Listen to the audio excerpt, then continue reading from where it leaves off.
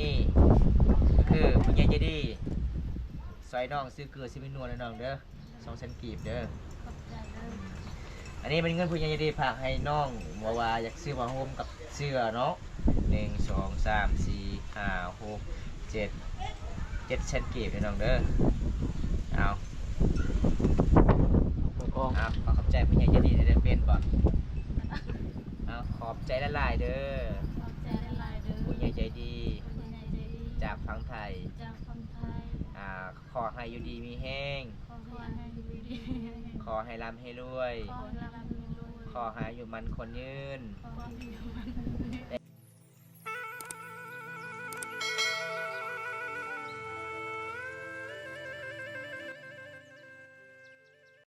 สบายดีคุณช่วยไปใส่นี่นะระวังได้ตำเบะเด้ไปเอาหมูบ่หมูไก่บ่ ไปเอาเพื่อนบ่น้องอ๋อไปเอาสาวๆเนาะนี่ทุกคนอันนี้จะเป็นสาวไปเด้อพี่น้องมื้อนี้ก็บำตากับไปเยี่ยมไปยามคือเก่าเด้เพราะว่า FC คนนึงคิดฮอดน้องๆ2 คนสาวๆกับสาวไปพี่น้องให้บำตาไปเยี่ยมไปยามตอนนี้เฮาไปเอาสาวกันเนาะหลังจากนางการมาลิมาแอนอยู่เฮือนสาวไปก่อนเนาะทุกคนมื้อนี้น้องบ่ได้ไปหากินบ่มื้อนี้บ่อยู่เฮือนอ๋อเผาเฮือนเนาะ เอาทุกคนอันนี้จะเป็นจุดที่สาวลาวตำหูตำชินเลยทุกคนมื้อนี้กะสาวไปพาบอมตาไปเลาะไปเที่ยวรับชมวิถีชีวิตสาวลาวสบายดีสาวๆเฮ็ดหยังนี่ตำชินบ่ชินเจ้าเองบ่น้องโอ้ตำเป็นเนาะ อันนี้เจ้าค่ายเลยว่าเจ้าชินุ่งเองนุ่งเองบ่คันสิค่ายนี่พื้นหนึ่งเท่าไหร่น้องพื้นหนึ่งต่อเซนหนึ่งโอ้อันนี้ประมาณจากเดือนจึงสุดฮะก็ลายมือบ่คันพื้นหนึ่งนี่ประมาณจากมือจึงเขาได้พื้นหนึ่งเขาต่ำนี่บ่ฮู้บ่อันนี้จากเดือนแล้วน้องต่ำแต่เดือน7อู้ไก่สิฮอดครึ่งปีเลยเนาะ เป็นยังไงเจ้าสาวไปเจ้าก็ตามกันบ่ชินเจ้าฮะอยู่ใช้ชินเจ้าเนาะจะตามกันบ่ได้ตามเลยมีแต่ตามอายเนาะ นี่ตัวคนอันนี้คือสาวๆเด้กินข้าวกันนั่นแหละบ่สาวๆมื้อนี้สาวซิวไปใส่มื้อนี้สาวซิวอยู่เฮือนอ๋อเจ้าบ่ได้ตามชินบ่ตามคือกันอ๋ออันนี้คือไก่สุดเลยเนาะนี่เนาะอันนี้เป็นซินยังมันเจ้าเอิญเส้นมุกโอ้ซินคือเส้นเลยทุกคน บางคนมาเข้าใจว่าเส้นมันเส้นอ่านเลยว่าเส้นแบบนี้พี่น้องมันเป็นฝายแบบเส้นบ่แม่นทุกคนภาษาแต้มฮูกนี่ตาลแป้นตาลเส้นตาลเส้นคือซินเลยทุกคนตาลเช่นกิจการ กักเนาะไปสาวๆไปเฮือนสาวไปก่อน มี FC มี FC คิดฮอดเจ้า2 คนมื้อนี้ให้ค่อยไปเยี่ยมไปยามให้ เอาไปเอาสาวซิวแล้วโอ้คักเนาะ2 เจ้า 2 คนเนาะ เบิ่งช่วงผู้สาวทุกคน ส่วนลายสาวลาวเพิ่นนี่ก็เจ้ามักใส่เกือบหน้าๆอะไรให้มันสูงเด้ ก็ไม่ได้ใส่เกือบสูงก็คือเวลาไปกับผู้บ่าวโอ้ยผู้บ่าวว่าผู้สาวเตี้ยอันนี้ก็สูงคือกันเนี่ยทุกคนเห็นบ่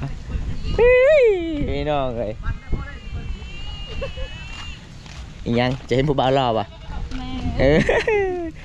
ผู้บ่าวมุกแดงทาอยู่หัน ขึ้นน้ำได้เด้อขึ้นน้ำได้บ่ลายมันจะปี12เอาทำกูบอกช้ำไปเลยยังสาวนะนาสาวนา10ป่ะยังเสียคอจะขาดเลยคำบอกแค่คือลืมคือคำนี่ลืมคอจะนะยังเป็นเลขชีวิตเลยเจ้า2 คนยังบ่มีผัวอยากได้บ่อยากได้แต่บ่มีพลังอยากได้บ่มีพลังปีหน้ามาพี่สิยาว2 คนปีหน้าใช่กัน เขาเห็น มันเป็นบ่าวสาวเนาะ อย่างหนาว อยากได้ หน้าบ่าวสาว อยากได้ผมมีคนมาก มีคนมากบ่เจ้าอยากได้นี่บ่ อยากได้คือ เอาบ่หมวกแดงนี่ไปใส่บ่เจ้าเอาหมวกแดงค่อยไปใส่หัวเจ้านี่นี่รถคนมากแท้งามกว่าหัน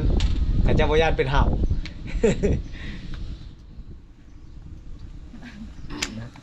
เอามื้อนี้ก็มาเยี่ยมมายามคือเก่าเด้อทุกคนผู้สาว2คนหนาวแล้วเพิ่นว่าบ่มีคู่กอดเด้ไกลสิฮอดหน้าหนาว จะไปเห็นบ่อีกเครื่องแล้ว เด็กเด็ก สาวไปสาวน้องฮู้ยังเมื่อคืนนี้หรือว่าอ้ายมาเยี่ยมมายามน้องพันธุ์ยังคืนนี้ เป็นปัญญา บ่ได้พันยังเลย โอ้มีแต่พัน ก็บ่พัน มีแต่พันเห็น FC ตลอดเลยบ่ บ่เห็นไผเลยอ๋อเป็นจังได๋ช่วงนี้บ่มีFC ทักหาบ่ บ่มี บ่มีเลยบ่แม่นบ่ แม่ อันนี้คือสาวไปให้มาเมื่อนี้อายุจักปีแล้วสาวไป 16สาวๆเด้ 18สาวซิวได้จักปีสาวซิว 19แต่เป็นฟ้าแพรกบ่ นี่ครับจะมีครับ บ่แม่นอ๋อ ผู้หนึ่ง18ผู้หนึ่ง19ถ้าเราเป็นคาเฟ่เนาะ สาวซิวไปใส่มื้อนี้อยู่เฮือนเนาะก็คือน้องตำฮูบตำซินเอาทุกคนมื้อนี้ก็เฮาก็มาเยี่ยมมายามคือเก่าจัดให้ตามคำขอผู้ใหญ่ใจดีจากประเทศไทยให้บอมตาไปเยี่ยมไปยามให้เลยทุกคน เมื่อนั้นมี FC เห็นคลิปบอมตาว่าเฮือนเจ้าบ่มีเกลือเนาะบ่มีเงินอยากซื้อเกลือซื้อปีนัวทุกคนเลยมื้อนี้บอมตาก็มาสะพานบุญให้ผู้ใหญ่ใจดีจากประเทศไทย แล้วก็เช้าไปบัดนี้ไปจะได้แล้วเช้าไปไอ้เพิ่นว่าเคยทักหากับเจ้าน้องฮู้บ่ มีหลายคนทางหา บ่ฮู้เลยอาจจะบอกว่าบ่มีเงินอยากซื้อเสื้อผ้าผ้าห่มเพิ่นว่า ก็เลยเพิ่นก็เป็นห่วงเจ้า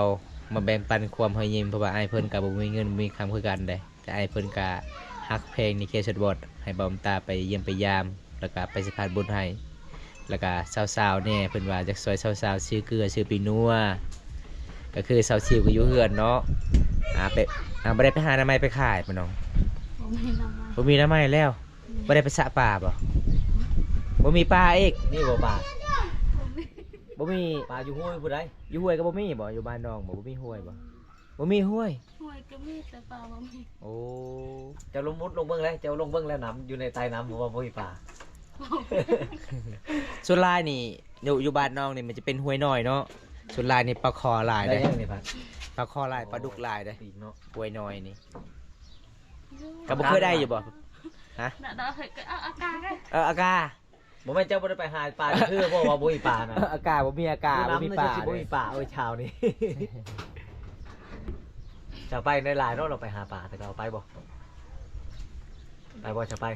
กุ้งก็บ่มีบ่อยู่บ้านน้องบ่ ถ้าสดาวีเวอร์น่ะสวม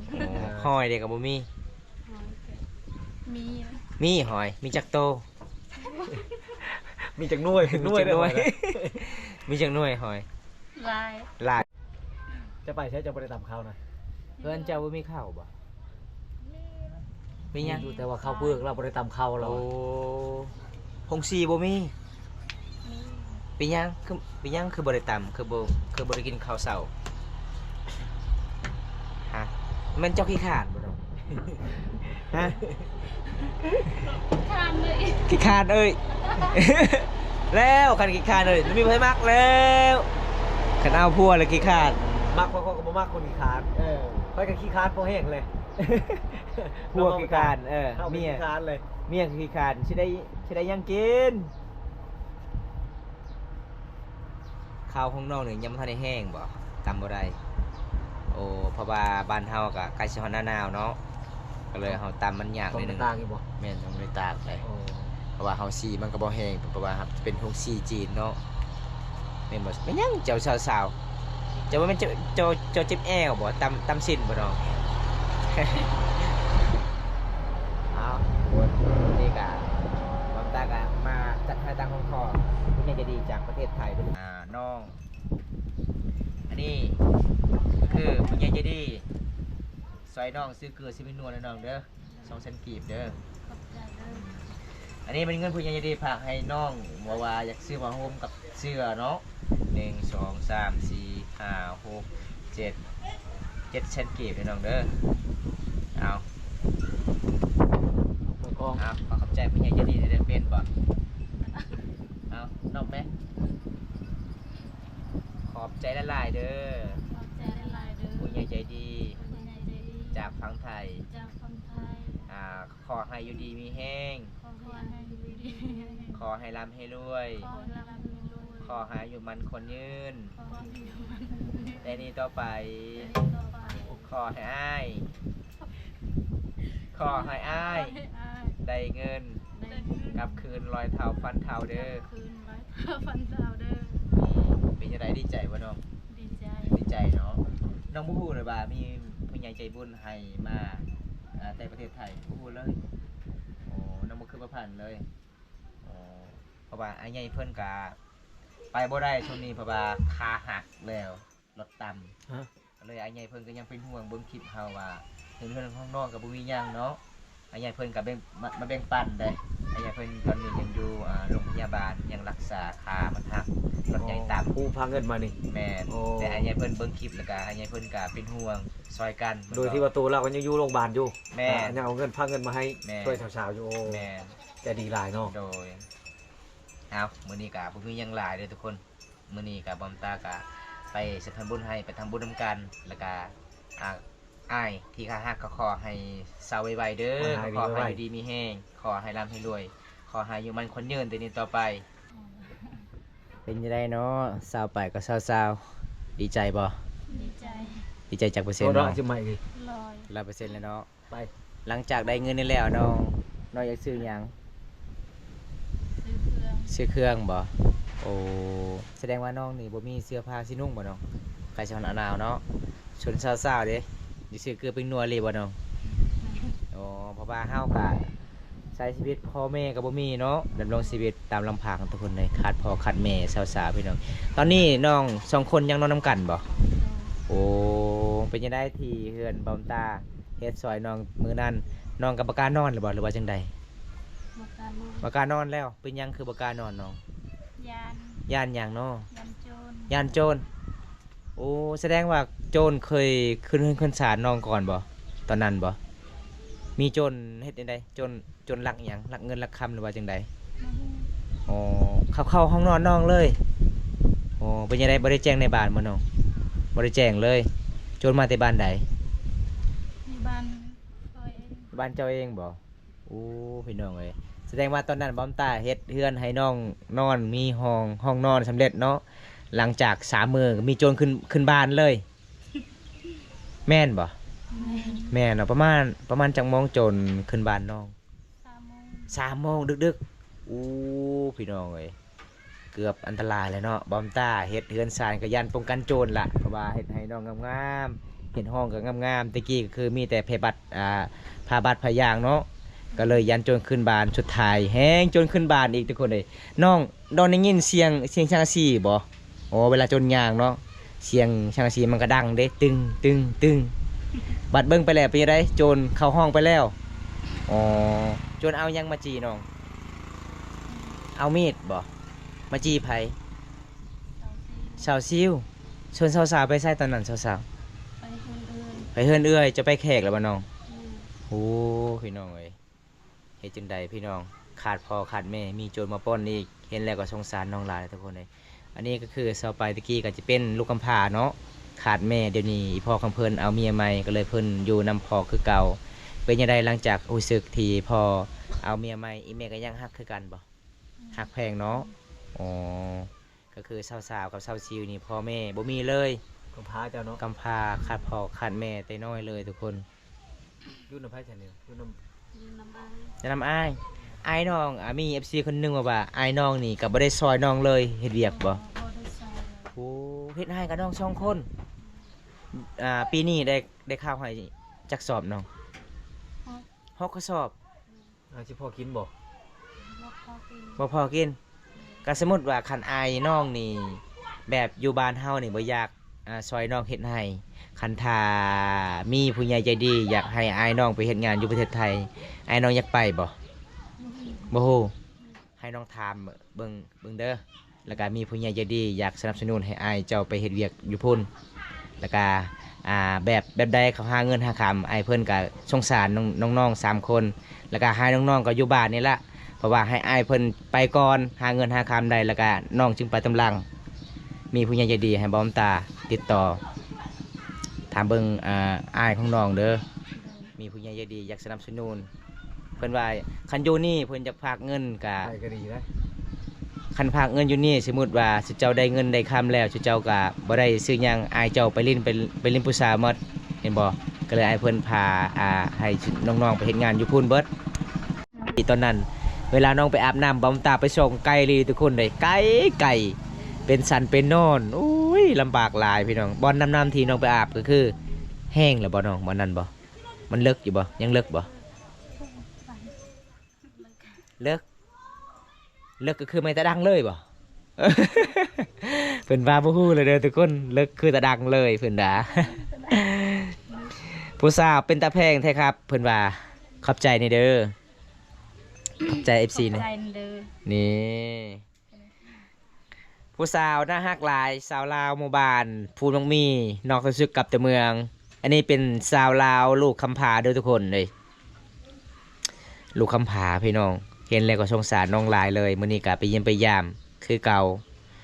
โดนแล้วบ่มตากับบ่ได้ไปเยี่ยมไปยามน้องเพราะว่าช่วงนี้ก็สิฮอดหน้าหนาวทุกคนผู้สาวมีแต่หนาวเด้เพิ่นว่าบ่มีคู่กอดเด้ ถ้ามีค่ำนี่แล้วปล่อยนี่บ่ได้มีแล้วคันแบบนั้นนี่บ้านนึงเขาเท่าค่ำกันอย่างเขาแห่งละ50 ล้านเลยมีงูมีควายอีกมีเงินอีกแล้วเลยได้รับ100 ล้านเพิ่น แสดงว่าบ้านเฮานี่บ่มีขำเนาะมีแต่ขาดองกับงัวไก่หมูถ้วยหม้อกระโตดาบ ดาบเอาไปยังดาบน่ะ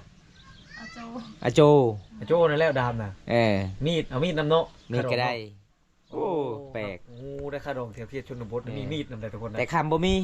บ่มี เงินนี่ประมาณเท่าไรเงินสดนี่สูงสุด มันเป็นมีดยาวๆเป็นเงาคือเขาลิ้นนากีนั่นแหละว่ะโอ้เทเจ้าจะเอาไปเฮ็ดหยังตัวนั้นน่ะแท่งผัวบัดเวลาผัว บัดเวลาผัวไปลิ้นเลยแท่งผัวบอก ก็ดีได้เวลาเมาขนมเอามีดไปนำมันจะหายผัวแล้วเอามีดน่าแท่งผัวโอ้ยค่อยๆบ่ให้เลยนั่นได้อันสิเอามีดนี่คันมีดว่าจะได้ดาบเนี่ยค่อยบ่ให้แล้วยันจะแท่งค่อยมื้อหน้า แปลกเนาะ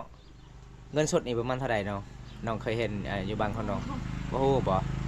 ค่าดองช่องเช้าสิเอาเท่าไหร่บัดนี้จะไป15 ล้านล่ะว่ามื้อนั้น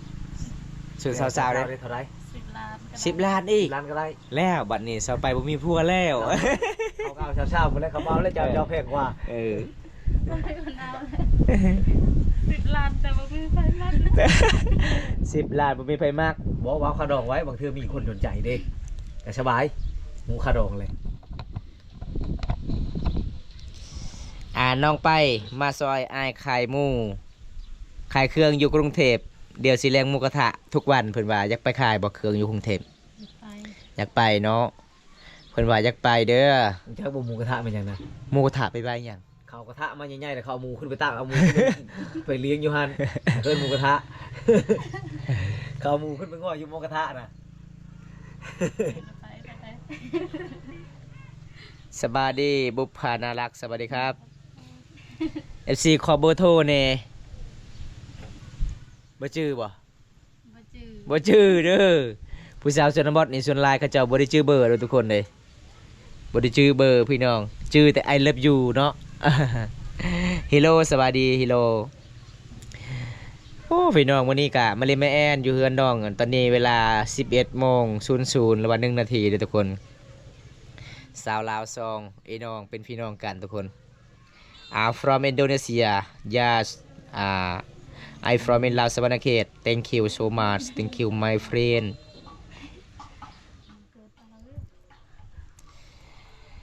FC ครับโอ้ขอบใจเด้อขอบใจที่เข้ามาติดตามรับชมวันนี้ขอบคุณแล้วล่ะครับที่ให้ดอกกุหลาบครับขอบใจ FC เนี่ยที่ให้ดอกกุหลาบนับไหม ขอบใจล่ะ ขอบ ที่ให้ ใจ ดอกกะลาบ นี่ from Indonesia yeah thank you my friend เอาเมนเอาน้ำสบาย ลงนะเอาไม้นะ วางได้สองขาด เอา ได้ ไม้นะไปนิดหน่วยคือเอาไม้นะแม่นอนนะ หน่วยได้ดังอาเติงหนึ่งเงินกินได้ดังบรูหนึ่ง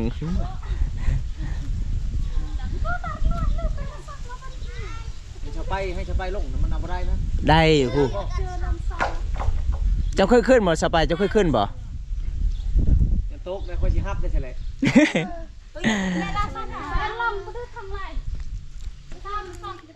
สุดยอดหลายทุกคนสาวลาวขึ้นกกใหม่เอามะขามมากิน ถ้าประชาชนขึ้นกุกพร้าว เออ กุกพร้าวก็ขึ้นได้ประชาชนพิลึกนะ สุดยอดสุดยอดความสูงประมาณ10 เมตรเลยทุกคนเลยโอ้เฮาอยากขึ้นแต่น้องๆมาให้ขึ้นได้น้องๆมาให้ขึ้นน้องเคยขึ้นไปเอาตลอดถนัดแล้วขึ้นกับกรมมะขามจะหนีให้บอกน้องๆขึ้นเก่งหลายได้เอาไปหน้ามู่คุณว่า ประชาชนคนขึ้นมาเลยนะบ้านนี้คำชมหรือคำหวานนี่นะ ทำบ้าน หวานเนาะ โอ้ ไป ชาว30,000กีบละมาชุกแล้วบ่เลยยังบ่ทันชุก ได้ลายเนาะ คือของจะข้อหันถกพี่วันไหนมือก็ยากเลย หับแล้วไหมบอก ไป แก เอาทงนะ ไปหับ ไปเอา หับไหมหับไปเลยมันต่ ไปเอามือจงคนทำอะไรเขามากินจงคนทำเราไปตาม ำเพราะแช่งเหรอเฮ็ดทายเหรอ สบายบ่ลงบ่ค่อยขึ้นไปอุ้มอะไรอาจจะบ่ลงได้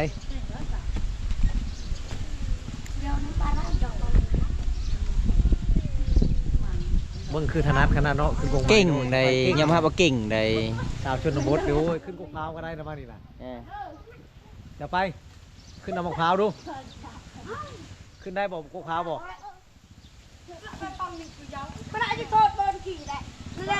เอาตอนนี้ เมื่อยบ่ สาไปเอามาคามแล้วเลยทุกคนนี่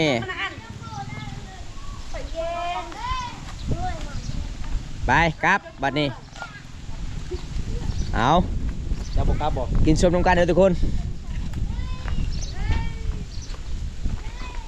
เอาเพื่อซื้อเอาเส้น ฮะ อาเซตน้ำอาเซตอากระมุกแดงได้ป่ะอาเซตป่ะ เป็นยังเขาว่าเขารอบ่ เออรอ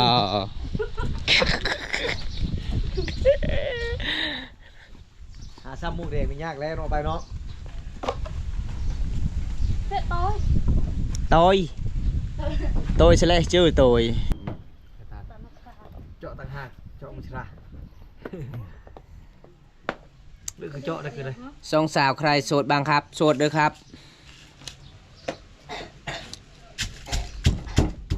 เอาเห็ดแจมบังพิษบันนี้หลังจากเอามาทำแล้วก็คือน้องก็เห็ดเจียวขิงเลย ชีเป็นเพื่อไทยนี่บ่ได้ไรไปอยู่ไทยนี่คนไทยเขาถือได้คือไอเชฟวอลนะต้องตำไว้ไหวได้แต่ว่าไปหากนั่นกันไม่ย่ามานั่งเผานี่ทึกตาไม่ย่าเลยผัวนั่งใกล้ทึกตาผัวเลยจะตัดเจมันนั้น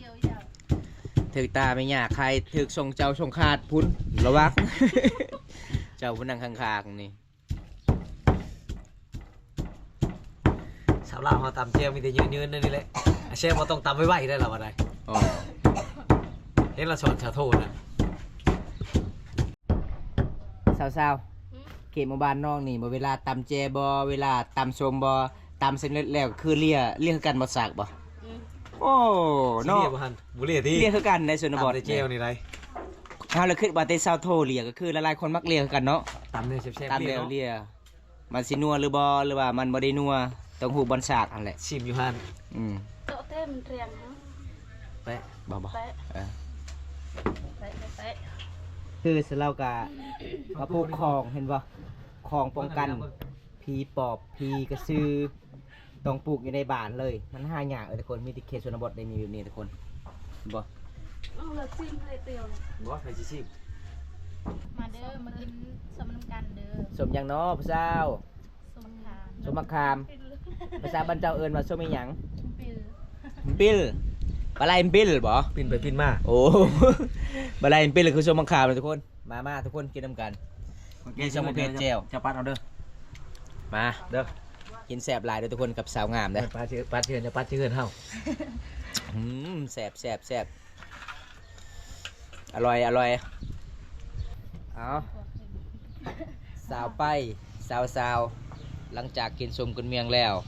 ตอนนี้อายสิกลับกันเด้อขอขอบใจหลายมื้อนี้พาอายไปกินสมมะขามแซ่บแซ่บย้อนผู้สาวสองคนก็งามได้ มื้อนี้อายสิกลับก่อนท้าวกันหน้ามีเวลาว่าง ตรงเลย กลับมาเยี่ยมมายามกันใหม่เนาะตอนนี้ก็คือน้องๆกับสิเกียมไปหากินบ่พอเวลาแรงๆนะเนาะเอามื้อหน้าพอกันใหม่ทุกคนถ้าบ่ได้รับชมคลิปนี้แล้วก็อย่าลืมฝากกดไลค์กดแชร์กดติดตามฝากเป็นกำลังใจให้บอมตายเฮ็ดคลิปตอนต่อไปบ๊ายบายซีด้วยน้องบ๊ายบาย